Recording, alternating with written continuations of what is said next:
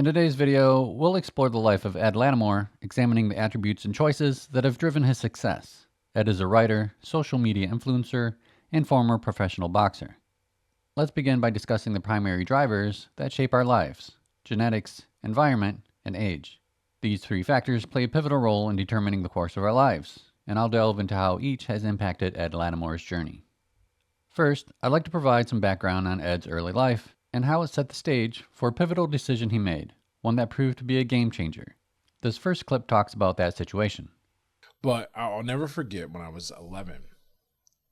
The 11 years old is when I realized I was going to have to take care of myself, because she gets drunk and gets into a fight with this woman in the street. And I remember standing between her and the door saying, "Don't go outside. Like, just stay in here." And she doesn't listen and goes and gets arrested, and we have to deal with that.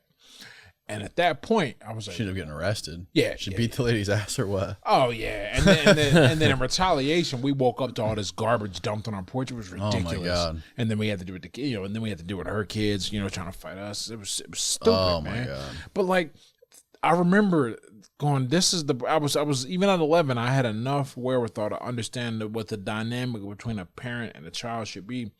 And I said, you and your lack of discipline, you abandon us. And that's what I felt. And then that was the tipping, not the tipping point, but that was really the start of it. Mm-hmm. We can see all three of the primary drivers of life in that clip. As Ed said, it was the experience of his mother that caused him to have the realization that he needed to take care of himself. Your experience is the byproduct of your environment. Furthermore, age likely played a part in Ed's realization. Dr. Siegel suggests that our brains start becoming more independent around the age of 10 to 12 years old. This period marks the beginning of adolescence, during which children begin to develop greater cognitive independence, critical thinking, and the ability to make decisions more autonomously. And lastly, Ed's genetic disposition also played a part in his reaction to his environment. We can see this especially in Ed's comment about his mother's lack of discipline.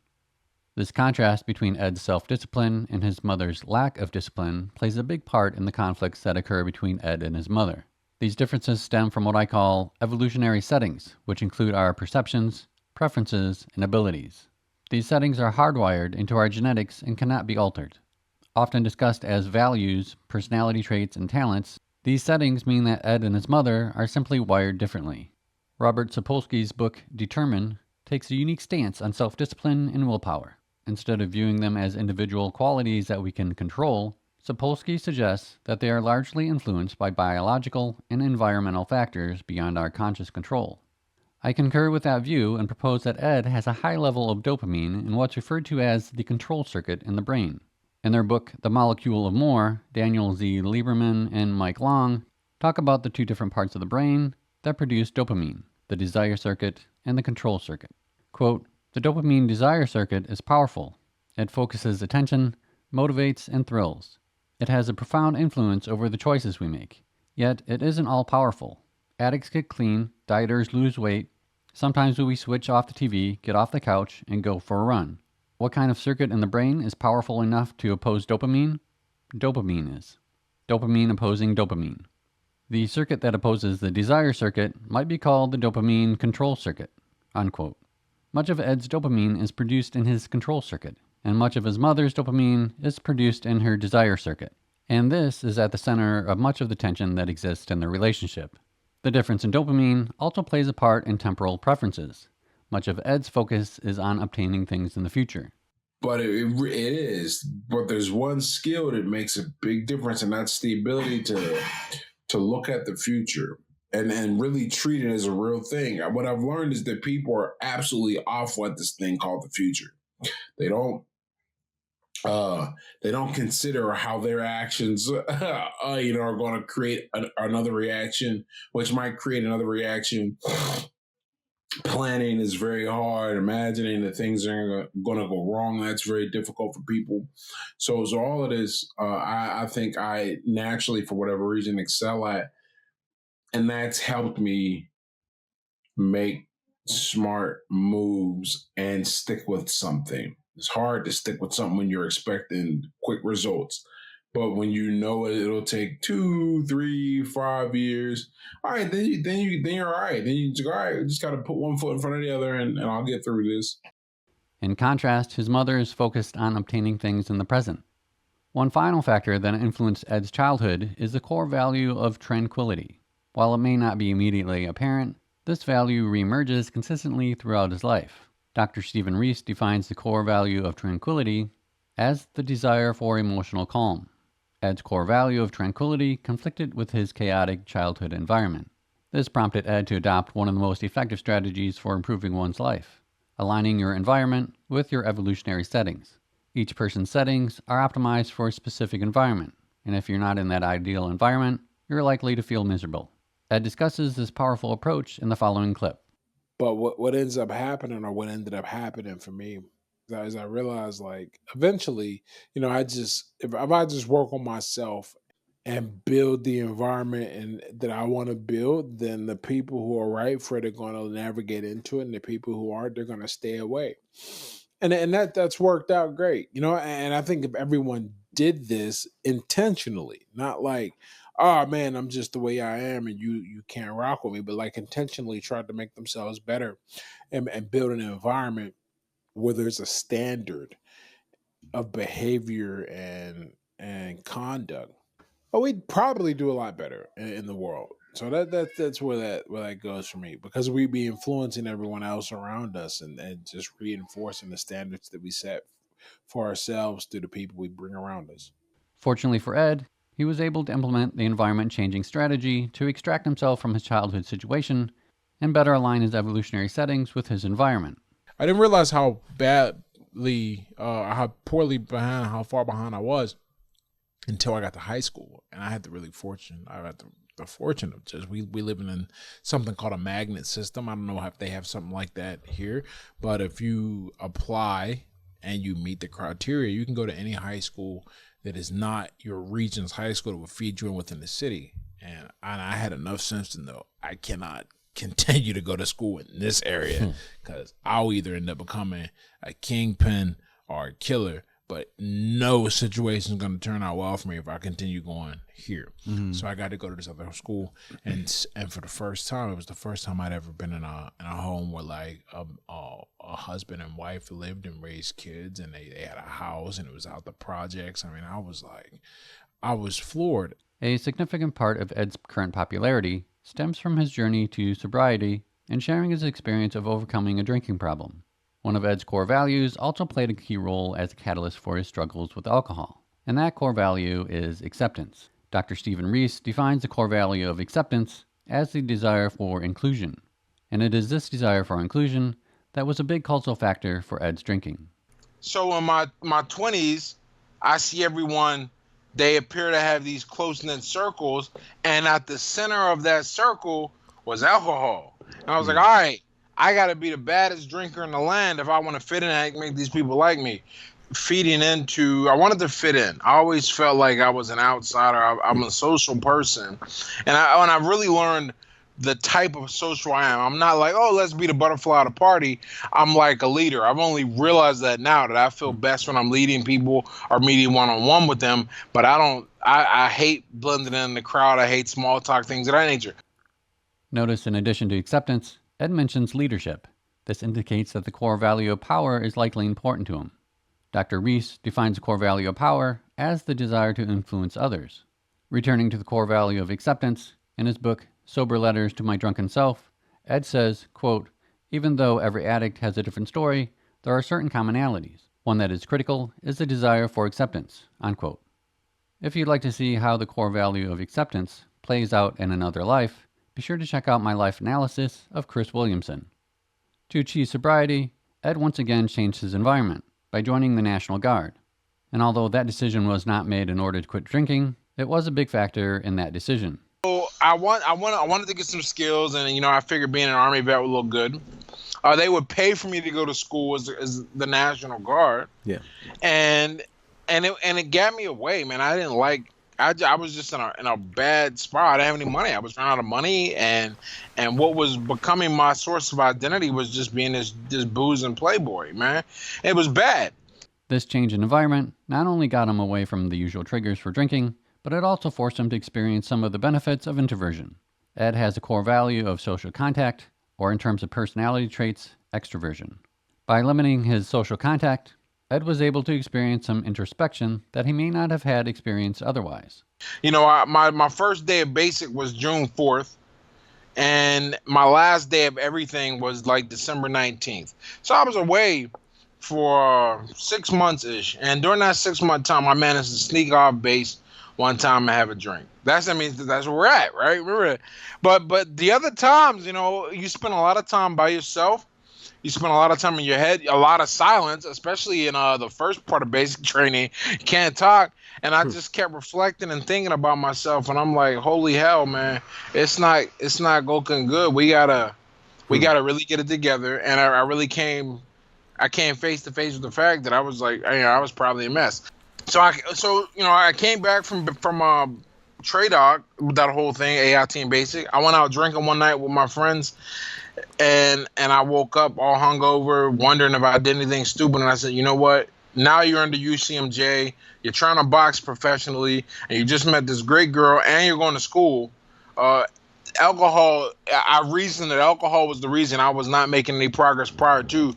So I said, you know, you've been given. That's the way I looked at it. I've been given a second chance at life. I had no criminal record. Thank God I had managed to evade the police, and by evade I mean they were within their rights to arrest me on 4 different occasions, and they didn't. And I said, you know what? I'm going to take that as a sign, and I ran with it. And I have my last day of having a drink, December 23rd, 2013. But also, at this point in time, his brain was also beginning to assess risk more effectively. The brain is not fully developed until around the age of 25, and if I did my calculations right, Ed quit drinking around the age of 28. Age, once again, may have played a factor in Ed's decision making.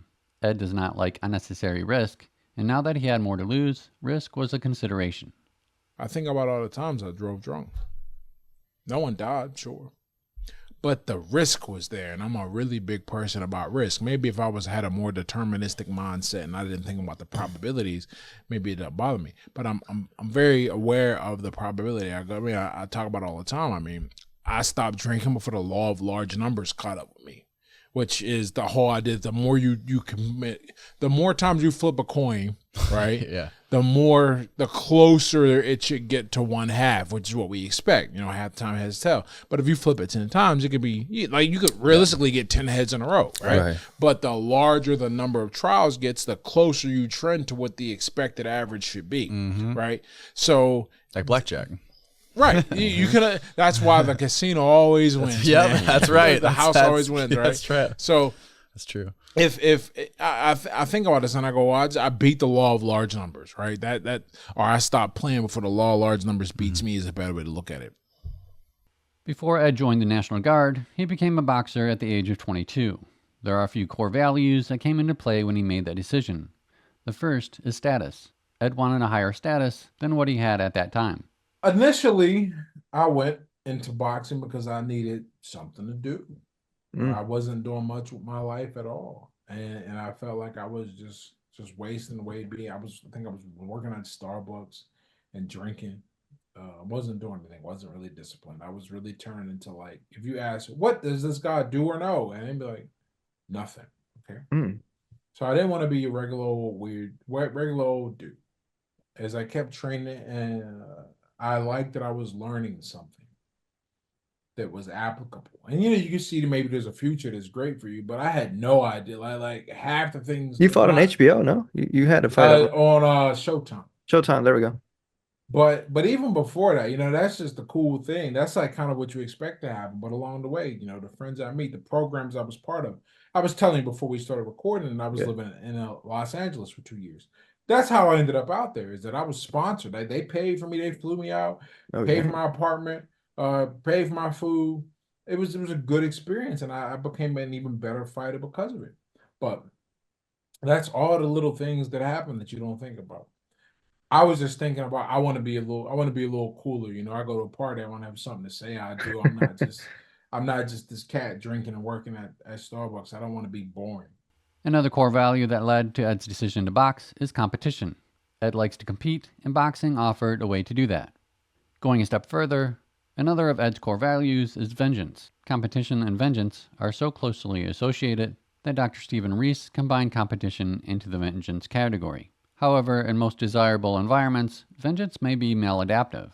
Ed struggled with this core value, but implemented a strategy to mitigate it. By subjecting vengeance to his core value of tranquility, he was able to overcome some of its effects. This is a good example of how your lower core values can be made to serve your higher core values.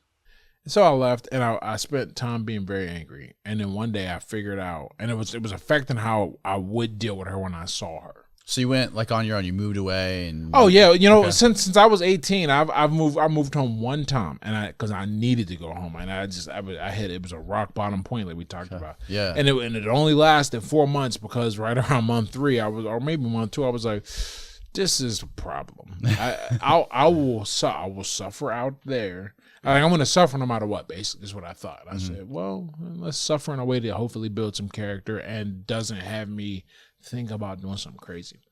But I got tired of being angry. And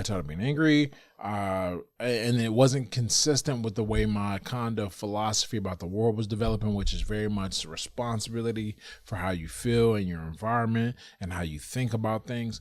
So I was like, I started to dive into forgiveness and forgiveness, and now it is very much, if you want to talk about like my spiritual system. Yeah. It's all based on forgiveness. Okay. The book, A Course in Miracles. Whenever people ask me like, oh, what book should I read? What's your book recommendation? I have 3 books. The Tao of Jeet Kune Do by Bruce Lee for your body, The Art of Learning for your mind, and A Course in Miracles for your heart. Course in Miracles.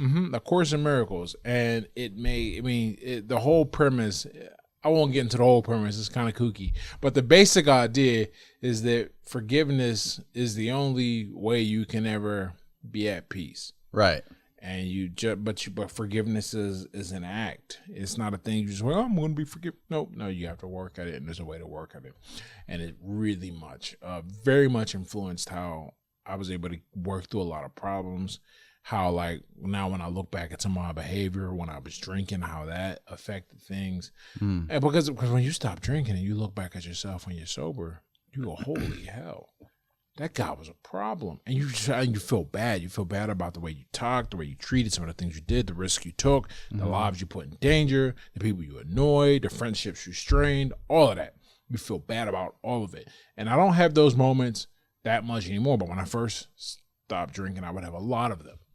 Okay. But I dealt with them by forgiveness. I had to learn to forgive myself. I always say you got to forgive 3 things to be at peace. You got to forgive yourself. You got to forgive the world. And you got to forgive the people who wronged you. But age might be at play here once again. As we grow older, the core value of vengeance declines and the core value of tranquility rises. At the point that Ed was, quote, tired of being angry, may have simply been the point in age where vengeance became weak enough for tranquility to subdue it. Age may have also played a role in his decision to quit boxing as well. As mentioned earlier, it takes until age 25 for the brain to fully develop and fully factor risk into decision making. But old habits die hard, and it took a couple of experiences for Ed to fully consider the risk and give up boxing for good. I had this one experience. I was walking from the gym when I was an amateur, and for whatever reason, I left my phone and my iPod at home. And that kept me looking forward so I could see when somebody's car came up and lost control off the sidewalk. And I jumped out the way and I was like, that was close.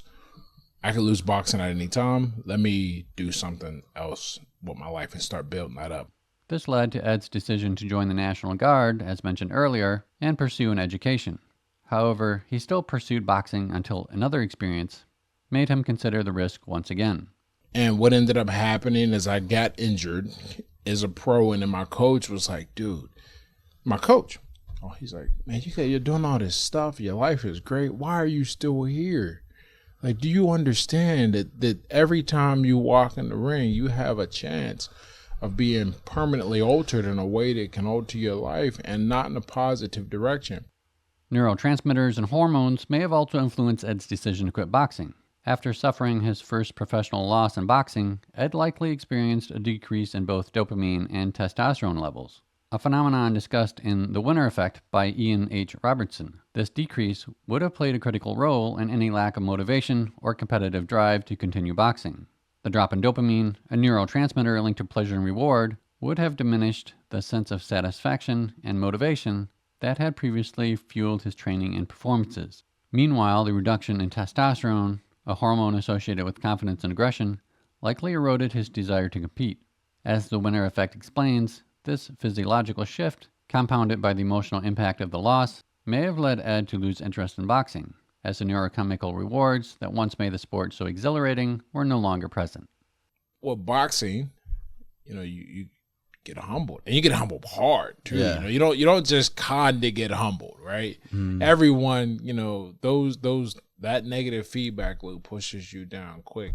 And it pushed me. I went from being a guy who was like a social media person on there for all of my boxing and talking about stuff to a dude delivering packages with Amazon. Like, that is, you want to talk about humiliating. And then before that, right? Before delivering the packages, I was actually working in the warehouse. Right. So I'm just kind of like laying low, hoping no one recognizes me. This type of humbling may have had an impact on Ed's core value of status. If status was the motivating factor to begin boxing, the lack of status may have played a part in his decision to quit boxing. On the flip side, Ed's experience from learning to box and having some success led him to pursue an education in math, which eventually led to physics. But I had faith that a little bit every day. Yeah. And that's very hard for people who haven't done something like that because we people terrible at patience in the future. Yeah. Knowing that if that eventually if you just keep at it, it'll stack up, it'll build, and before you know it, you've made serious progress. Mm-hmm. And that's what I know from boxing. Boxing is the reason why I ended up getting a degree in physics because I failed all of my math. I was bad at math. I technically didn't even graduate from high school. But fighting and seeing how I improved, that gave me the confidence to re-tackle math and re-tackle school. I said, okay, eventually I'm going to be this guy because I did it with my body. I can do it with my mind too. Let's see what happens. Once again, Ed's preferences for the future played a part in his decision-making. This time it led him to physics. This may tie in with his core value of tranquility, as his ability to manage risk contributes to his emotional calm. This ability to look into the future also played a part in his decision to pursue an education in the first place. And it's that same dopamine released by the control circuit in the brain that allows him to work hard. So I made the right move when I looked at all the things that were holding me back, and I said, okay, well, I got pretty good discipline, pretty good communicating. I can work hard too. I will make sure I learn something. Ed's decision to go into physics and then not pursue it as a career highlights an interesting dynamic of core values. There are 3 core values that are primarily at play in these decisions. They are tranquility, eating, and social contact. Let's take a look at the following clip. When I was doing that, I said the average salary for someone with physics is like 60,000, but the variance was incredible because there's so many things you can do with a physics degree. And I said, I'm going to get something interesting and I'll be doing like 80K and it's going to be a great job and I'll have a great life because I can finally eat whenever I want to. That's always been my goal. It's like, I just want to be able to not look at the price of the menu. Like not even balling either. Not like a Ruth Chris Steakhouse, man. Like I just wanted to go out and get some Chinese food. Not think about whether my car was going to be declined or something like that. In that situation, Ed looks to increase his tranquility by decreasing his financial stress. But the core value of eating is at play here too. However, it's not that eating is a high value for Ed. He really just wanted his basic eating needs met. This is a great example of how even core values that typically rank lower in importance can become more significant when they fall below a certain threshold. If we think of each core value as a gauge, we can imagine that Ed's maintenance level for tranquility needs to stay above a high level. If it drops below that level, tranquility gets prioritized above his other core values in order to get that level back up. Likewise, the core value of eating also needs to stay above a certain level, and that level for Ed is quite low. But if it does drop below that level, even it becomes prioritized over other core values. However, once the right balance is achieved for both tranquility and eating, It enables one of Ed's other core values to take precedence. In this instance, it's social contact, which, in terms of personality traits, translates to extroversion. This is the decision I made my final year of school, when I'm about final when I was 30, I'm 33, right? Mhm. Is when I graduated. I said, I don't have the personality to work in a lab, or rather, it was more I don't have the personality to be behind the scenes. Very much, MBTI, whether you think it's trash or not. My MBTI is ENTJ, and I fit that to a T, both positive and negative. You're what? ENTJ, extroverted, intuitive. Man, I can't even remember. Elevate judgment. Okay. But yeah, some people know what it is, some people won't. Right? Okay. But very much extroverted, very much interested in interacting with people, and so all of the jobs I saw that my career path was taking me down, they were not that. And so I was like, all right, whatever, not interested. And then that explains why I love the teaching. I get in front to talk and communicate with people. I mean, I really love tutoring. I continued it longer than I had to. Like it started as a thing I needed to do for money, and it ended with me going, well, I really like this, but at this point, it costs more of my money and time to go than it's worth. Like it was Right. not. It very much was a side thing that I was having fun with doing, and I find this communication. I get so much out of it. Social contact is even more important to him than his writing or his work on social media. That it will make it easier for me because I've learned I enjoy coaching and I enjoy speaking.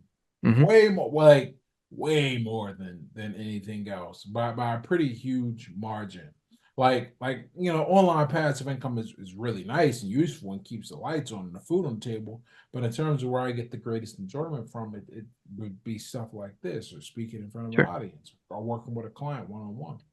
With boxing no longer part of Ed's life, it's not surprising that he was drawn to a new way to fulfill his core value of competition: chess. I really wanted to take it seriously. I'd always kind of just been playing on chess.com. So I said, okay, if I want to talk about chess on social media, and I'm always going to say how much I love it, then I have to go and start competing OTB over the board. Chess is also a good way for him to fulfill his core value of social contact. A game. I think that's why I love chess so much, man. And force you to sit down Huh. and talk to a. I mean, I play online a lot too, but I can just go hang out downtown for 2 or 3 hours and play with the homeless people, right? Ed's preference to focus on the future was actually a hindrance to his success in chess, but with the proper coaching, he was able to make the shift from future to present.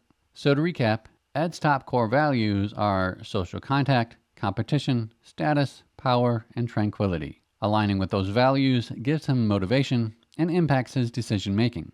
Ed also has a strong dopamine control circuit, giving him a preference to focus on the future and the ability to suppress immediate gratification in order to achieve long-term goals. Furthermore, his tolerance for risk seems to be on the lower side, but he manages his risk well in order to achieve his goals.